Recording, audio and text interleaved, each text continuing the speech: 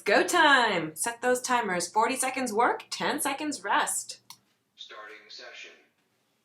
We're going to do 4 up-downs into 4 jumping jack planks. Start your first 4 up-downs with your left arm. Here we go. Maintain a straight body line. You don't want your back to be sagging and you don't want your butt up in the air either.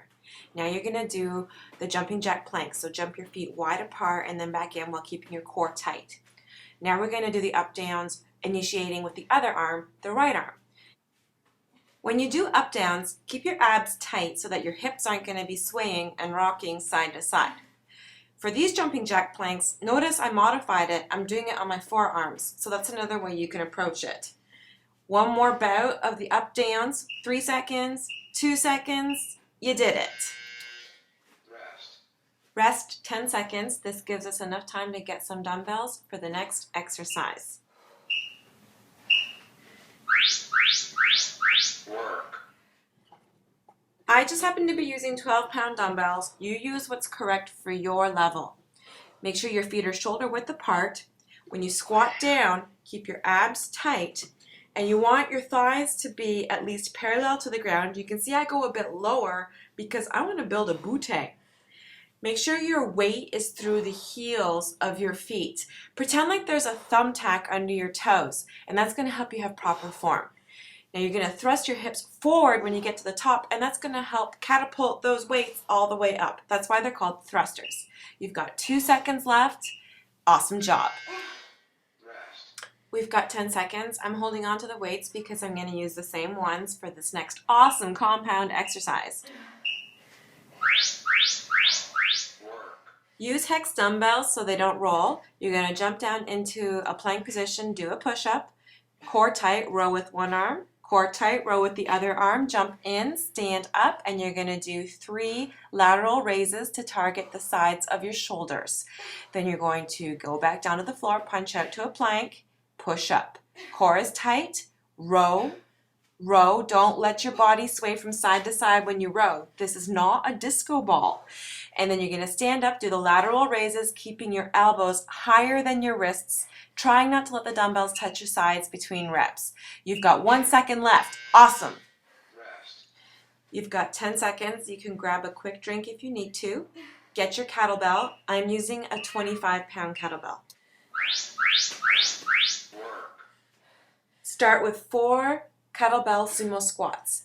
Feet are wide apart, your toes are pointing outwards, and you're going to make sure your knees are always going to point in the same direction as your toes. Go right into the kettlebell swings. Now remember, it's your glutes that propel the kettlebell up. Don't let the kettlebell go higher than your shoulder height at the top of the swing. Now we're back into the sumo squats. Don't lean forward. Make sure you contract those glutes at the top. Now we're back into the kettlebell swings, and make sure you are standing tall at the top of the swing. Don't arch your back at the top of the swing. Awesome job. You have 10 seconds to rest. Go get your sandbag. You could also use a book bag filled with books or a barbell or dumbbells. Keep your head up, and you should never feel this in your back, which means you keep your back straight throughout this exercise.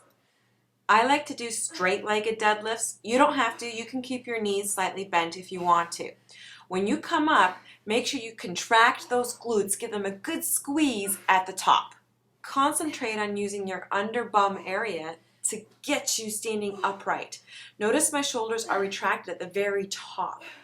When you do the row, make sure you're squeezing those shoulder blades together and you're keeping your back straight.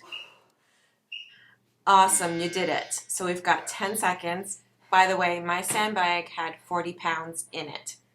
So just let me move the heaviest weight of all, my cat, out of the way. We're going to start reptile push-ups into 4 V-ups. Get your chest down to the ground. You want to go as low as you possibly can, keeping your core tight. Then we're going to roll over, keeping the feet off of the mat. The V-ups will also be performed without letting the feet touch the ground. Now, I couldn't do them right because my cat was under my back, but you'll have to imagine. Keep the feet off the ground when you roll back over. Then you're going to do 4 more reptile push-ups. Don't let your back sag, and don't let the butt go up into the air. Repeat, feet off the ground for the roll. That cat is so stubborn. He does this every time I work out, but if I try to shut the door and shut him out, then he'll stand at the door screaming at the top of his lungs.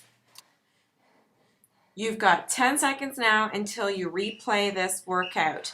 Now, I did it 4 times, so it takes 20 minutes. So grab a quick drink and make sure you replay this video 3 more times. For more information, make sure you go to drsarahsolomon.com.